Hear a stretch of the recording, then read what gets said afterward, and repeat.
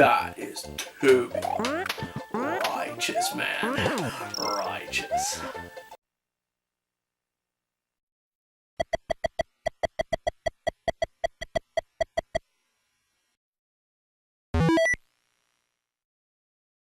Now you're playing with power, superpower. Oh, good lord. Mario had many exciting titles on the NES. How could Nintendo ever top Super Mario Bros. 3, their magnum opus? Well, with this, the Super Nintendo. Well, mine's not feeling so super right now, know what I'm saying? No, this poor thing's seen better days. But hey, $10 at a garage sale with some games, that's hard to pass up. This was Nintendo's new console, and it was well loved by many. With a bit more processing power, a bit more graphical capabilities, a bit more buttons, and a bit more other marketing blurbs. A bit hotter, a bit cooler, a bit weird, a bit more revolutionary. The Super Nintendo was a beautiful sight. Wow, look at them graphics, true-to-life colors, stunning detail, the works. Well, it may not look like much now, but this was a big step up from the 8-bit NES. Well, forget 8-bit. Double the bits, baby. We got 16 now. Rad.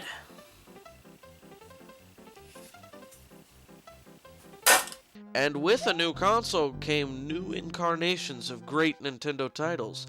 And of course, Mario wasn't about to be left out.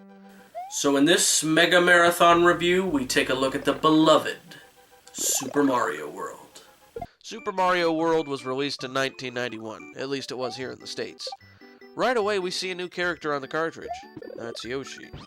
Yoshi was a character that Miyamoto wanted in Super Mario Bros. From the beginning, but technical limitations of the NES made this impossible. In fact, he kept this sketch in his desk in the hopes to include a dinosaur companion someday. So, Miyamoto had to wait years before he could implement his design. Yoshi is a friendly dinosaur that helps Mario and Luigi simply because he too needs help. Bowser and once again the 7 Koopalings have stolen not only the princess, but also baby Yoshis still inside eggs. Seeing a common enemy, they work together to stop Bowser and save their friends. That's the basic story. It's about as complex as you'd expect. Returning from Super Mario Bros. 3 is a map system, but it's seen some major overhauls to it. Item houses, spade carts, Hammer Brothers, none of those carried over. The item inventory from the map is also missing. Instead, we get a map that's nicely interconnected and that allows you to re-enter levels even after completing them. This is great, as with a completed save file, you can revisit your favorite stages over and over, whereas in Super Mario Bros. 3, you would have to play through the whole game all over again. However, re-entering stages is important because Super Mario World introduces secret exits. That means by replaying the level with a certain power-up, or by exploring a certain section or meeting other certain conditions, you can find a secret exit, which will often lead to levels off the beaten path or even shortcuts. Because of this feature, Super Mario World has a lot of replay value. You can simply go for the fastest path to Bowser, or take your time and explore every nook and cranny. This can make the game easier or more challenging depending on how you play. The secret levels are normally more difficult, so you can choose to avoid them.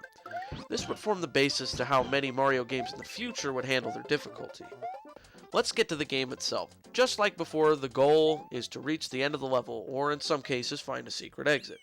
Mario and Luigi must defeat enemies and avoid obstacles to do so. Again, this is nothing new to a Mario game. What we do have is a new power-up. Just like most Mario games, the Mushroom, Fire Flower, 1-Up, and Starman make a reappearance. However, all the previous power-ups from Mario 3 have disappeared, and have been replaced by one, the Cape Feather. It works similarly to the Super Leaf in the terms that if you get a running start, Mario can fly. However, if the player's skilled enough, they can keep Mario in the air almost indefinitely, or at least until the level ends. The cape can be used as a weapon too. Slamming down from the sky can kill and stun certain enemies. Mario can spin to defeat enemies too, similar to the Raccoon Leaf. On rare occasions, the player may encounter a power balloon, which blows Mario up like a balloon and causes him to float for a short time. Of course, one of the new power-ups is Yoshi too. Yoshi can eat enemies. He can jump on certain dangerous enemies that Mario normally cannot as well. Yoshi can eat these berries too. 10 red berries equals a power-up, 2 pink ones equals a coin-throwing cloud, and a green berry adds 20 seconds to the timer. Yoshi also acts as an extra hit. When hit, the player will fly off of Yoshi, but if they're quick enough, they can jump back on. You can also jump off Yoshi manually if the need arises. Yoshi himself has unique power-ups as well. It all depends on what color the Yoshi is, or in the case of the green Yoshi, what color shell they hold in their mouth. Red shells result in spitting fireballs, blue shells allow for flight, and yellow shells shake the ground, defeating nearby enemies. There are also Yoshi wings, which allow Mario and Yoshi to visit Coin Heaven. Another side note, Yoshi keeps a set of drums on him at all times, so when you get on him, be prepared for a little drum action. In addition, there are a couple new items included in Super Mario World. The 3-up moon gives the player 3 extra lives.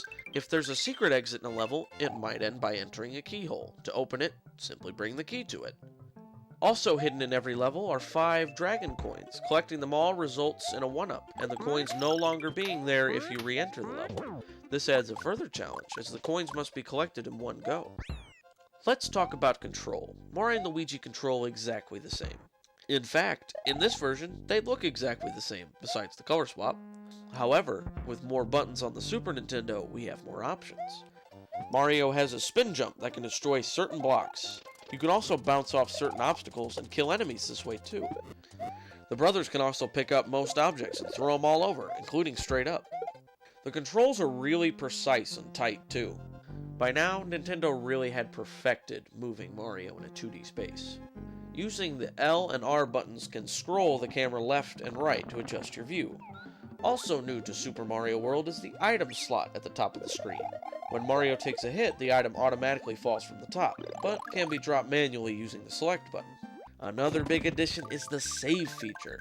After a ghost house, a fortress, or a castle, the player is given the option to save. No more of that leaving the console on all night just to complete your favorite Mario game the next day. No more situations like this.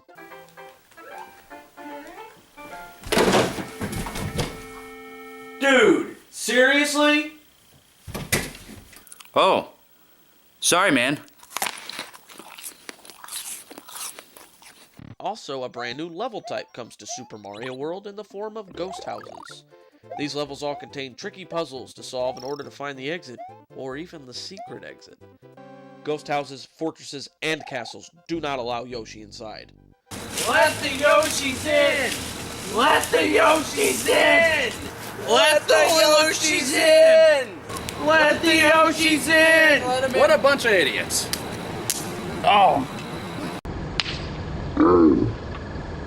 Super Mario World is split into 9 different locations, many food-themed for some reason. Oh, just 'cause he's Italian! Oh, it's gotta be food-themed! All we know is spaghetti and linguine, eh, Luigi? This is also the first game which features a secret 9th world, containing the most difficult levels for an extra challenge. Many later Mario games would follow this trend. Super Mario World also has these switch palaces. When the player finds a switch, all transparent blocks of the corresponding color become solid. This makes plenty of levels easier and is necessary for some secret exits. Choosing to ignore these switches can add a new level of difficulty as well. How about new enemies? Super Mario World has plenty of new ones, but let's go over the ones that are more prominent in the series. First, there's Monty Mole. These little guys pop out of the wall and relentlessly follow the player. Wiggler, who is angered when the player jumps on him. Magic Koopa, who fires magic at Mario and can turn blocks into enemies. Rex the dinosaur that squishes down when jumped on. Charging Chuck, a Koopa football player that comes in many varieties. And the... Oh my god. The Bonsai Bill. It's essentially just a larger bullet bill. There are a couple of new bosses too. The Big Boo, who can be easily defeated with these blocks, and Reznor, who can be defeated by hitting the platforms below them. Watch out for the crumbling floor beneath Mario though. The Koopalings also return, but with a different attack strategy. Iggy and Larry fight Mario atop a platform with lava all around. A few jumps when the platform is tilted will dispose of them. Morton and Roy both attack Mario by trying to get the drop on him from above. Lemmy and Wendy come out of pipes, gotta attack the real one to defeat them. Ludwig shoots fireballs, jumps all around, as well as sliding on his shell. Jumping on him when he's vulnerable is the key. After defeating a Koopalink, we get a nice little cutscene of Mario destroying the castle in some way. These can be fun. Koji Kondo composes another fun soundtrack for this game. Many of the tunes call upon the motif of the main theme, which makes them all very recognizable. Super Mario World is the favorite Mario game for many people. With its save features, secret levels and exits, interesting ways to make it more or less difficult, and excellent and fun level design, it's easy to see why. But honestly, for me, it will always be Super Mario Bros. 3, as I grew up with an NES and a Sega Genesis. So I didn't get to experience Mario World until much later. However, this is certainly one that I can always keep coming back to. It's fun. And in a Mario game, that's all I ask for. Anyway, let's wrap this up. Mario's main goal, of course, is to get to Bowser's castle and save the princess. This can be done in a multiple number of ways with an abundant amount of branching paths. You can actually skip most of the Koopalings if you know what you're doing. After traversing through Bowser's deadly castle, or sneaking in the back door, we finally meet Bowser, complete with a flying clown car. Bowser will throw down Mecha Koopas out of his car on Mario, and Mario must hit Bowser by throwing them back up at him. Hitting the car doesn't count, it has to hit Bowser himself. After 2 hits, Bowser will fly away and spit fireballs from above. The princess will appear and give Mario a mushroom, and Bowser will adjust his movement. This could include bowling balls and even attacking the player with the propeller itself. Hit him a total of 6 times, and it's all over.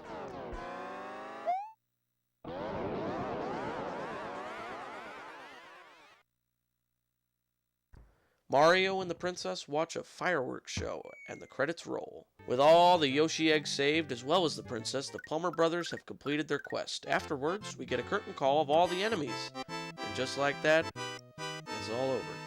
If you grew up with a Sega Genesis like I did, and for some reason still haven't experienced this gem, do yourself a favor and play it. It's available on a ton of systems, so there's no excuse. Even if I didn't grow up with it, I know that Super Mario World is one of the finest Mario games out there. Hey everybody, thanks for watching the video. I had a real fun time making this one, and hey, we made it to the 16-bit era. If you liked the video, go ahead and give it a like, and if you want to subscribe, go ahead and click the subscribe button. It really helps me